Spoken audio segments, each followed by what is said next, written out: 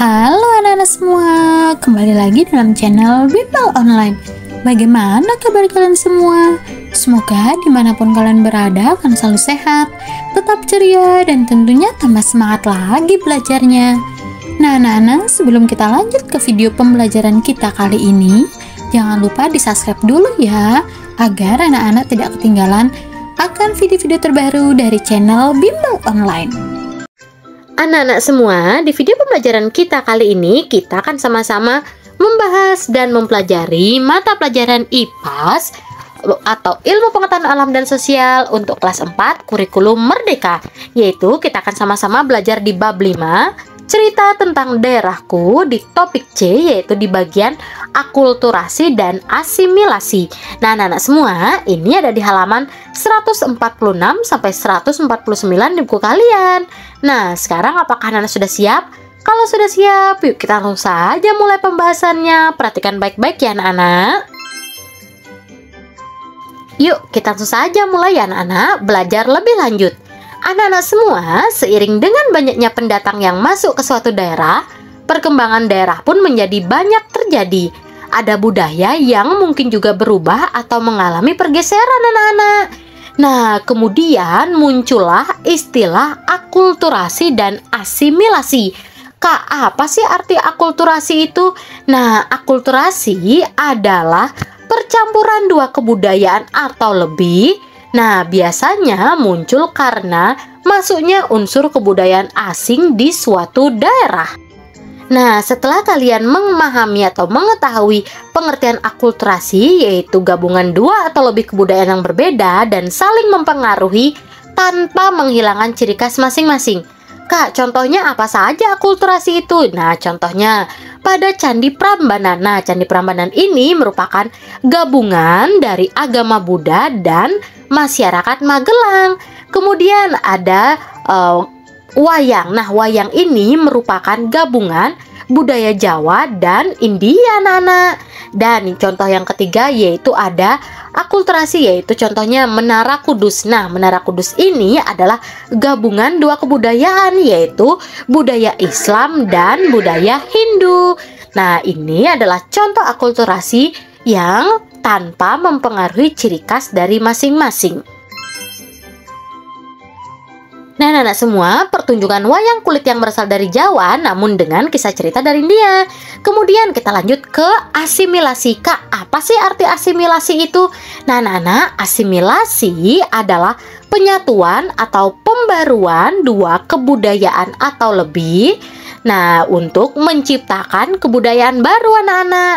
Nah, contohnya apa saja Kak asimilasi itu? Contohnya dari musik dangdut. Nah, musik dangdut ini adalah proses bergabungnya dari dua kebudayaan, yaitu kebudayaan Hindia dan Melayu, sehingga tercipta yaitu musik dangdut. Kemudian ada tari lenong. Nah, tari lenong ini merupakan bergabungnya dua kebudayaan, yaitu budaya Betawi dan Cina, sehingga menciptakan kebudayaan baru, yaitu tari lenong. Yang ketiga, baju koko anak-anak. Nah, baju koko ini bergabungnya dua kebudayaan, yaitu dari budaya Cina dan budaya Islam, sehingga menciptakan kebudayaan baru, yaitu budayanya adalah baju koko. Nah, contoh lainnya anak-anak, nah dari perpaduan antara bahasa Indonesia dan budaya baru, contohnya menghasilkan bahasa serapan, yaitu jus. Dulu itu juice, sekarang jus, sehingga menjadi bahasa serapan. Nah, anak-anak, masuknya pendatang ke suatu daerah juga bisa menimbulkan tantangan. Apa saja Kak tantangan yang ditimbulkan jika ada pendatang masuk ke suatu daerah? Yang pertama, pasti ada kebutuhan tempat tinggal yang semakin meningkat. Akibatnya banyak tanah pertanian atau hutan berubah menjadi pemukiman. Bagaimana di daerah kalian anak-anak? Kemudian tantangan yang kedua, menimbulkan masalah lingkungan seperti sampah yang menimbulkan penyakit. Nah, gimana dengan daerah kalian anak-anak? Apa juga tantangan yang ditimbulkan ketika pendatang masuk juga sama anak-anak? Coba kalian perhatikan masing-masing di daerah kalian ya. Nah, anak-anak semua, tak hanya tantangan yang ditimbulkan dari adanya pendatang ke daerah kita, adapun dampak negatif dari adanya pendatang di daerah, yaitu yang pertama, berubahnya nilai dan norma masyarakat. Yang kedua, budaya asli daerah bisa saja terkikis karena tren atau budaya baru. Yang ketiga, semakin banyak pengangguran karena bertambah jumlah penduduk anak-anak.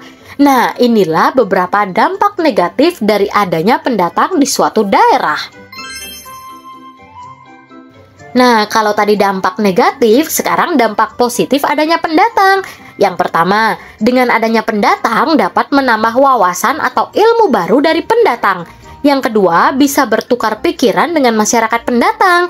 Dan yang ketiga, mempererat tali persaudaraan. Wah, banyak juga ya anak-anak dampak positif dengan adanya pendatang ini. Sekarang kita belajar sumber daya yang ada di daerah kalian. Nah, pasti ada 3 ya anak-anak. Yang pertama, hewan. Yang kedua, tanaman. Dan yang ketiga, peninggalan sejarah. Nah, sekarang yuk kita bahas satu persatu anak-anak. Yang pertama, apa manfaat sumber daya bagi kehidupan? Yang pertama, sebagai bahan makanan pastinya ya, sumber protein hewani, sebagai bahan baku tempe, dan yang terakhir sebagai bahan baku tahu. Nah, inilah manfaat dari sumber daya bagi kehidupan anak-anak. Nah, anak-anak semua, sekarang kita belajar pengaruh kenampakan alam. Apa sih Kak pengaruh kenampakan alam? Nah, yang pertama, masyarakat yang tinggal di pesisir pantai akan cenderung bermata pencarian sebagai nelayan dan tentunya sebagai petani garam. Yang kedua, orang yang tinggal di perbukitan biasanya bermata pencarian sebagai peladang atau perkebunan. Contohnya perkebunan teh, cengkeh, maupun yang lainnya. Yang ketiga, orang yang tinggal di pedesaan kebanyakan bermata pencarian sebagai petani, peternak ya anak-anak. Nah, kalau di daerah kalian bagaimana? Kalian termasuk yang tinggal di pesisir pantai, di perbukitan, atau di pedesaan anak-anak? Kemudian, kenampakan alam alami. Nah, anak-anak, kenampakan alam alami adalah bentuk permukaan bumi yang terbentuk akibat aktivitas bumi secara alamiah. Contohnya apa saja Kak? Contohnya, kenampakan alami itu adalah gunung, pantai, laut, dataran rendah, dataran tinggi, selat, teluk, maupun sungai, danau, dan lain-lain anak-anak. Inilah contoh-contoh dari kenampakan alam alami yang terbentuk akibat aktivitas bumi secara alamiah. Nah, kalau tadi kenampakan alam alami, sekarang kenampakan alam buatan. Nah, kenampakan alam buatan ini anak-anak merupakan bentuk permukaan bumi yang terbentuk akibat adanya campur tangan aktivitas manusia. Contohnya apa saja Kak kenampakan alam buatan? Contohnya pemukiman, pasar, stasiun, bandar udara, lapangan. Nah, inilah beberapa contoh kenampakan alam buatan, yaitu terbentuk karena atau akibat campur tangan aktivitas manusia. Nah, apa yang sudah aku pelajari pada topik kita kali ini anak-anak? Yang pertama, mata pencarian. Nah, mata pencarian dominan masyarakat di suatu daerah umumnya ditentukan dari kenampakan alam atau bentang alam daerah tersebut. Yang kedua, adanya masyarakat pendatang memberikan dampak baik terhadap perkembangan daerah, namun menimbulkan juga tantangan baru bagi daerah tersebut anak-anak. Nah, anak-anak, ini untuk refleksi proyeknya kalian bisa isi sendiri ya. Nah, akhirnya kita sudah sampai di akhir pengunjung video pembelajaran kali ini. Akhirnya, nah anak-anak, di video akhir ini kakak berharap dimanapun kalian berada tetap semangat belajarnya, sehat selalu, dan tetap semangat belajar bersama channel Bipal Online. Nah, jika kalian masih kebingungan di materi ini, kalian bisa putar ulang kembali video ini. Ada lengkap semua ya anak-anak ya di playlist kelas 4 mata pelajaran IPAS kurikulum Merdeka. Nah, di sana sudah lengkap. Mulai dari halaman pertama sampai akhir, di sana sudah kakak buatkan video pembelajaran untuk mempermudah kalian dalam belajar. Sampai jumpa di video selanjutnya. Thanks for watching. See you next time. Bye-bye anak-anak hebat semuanya.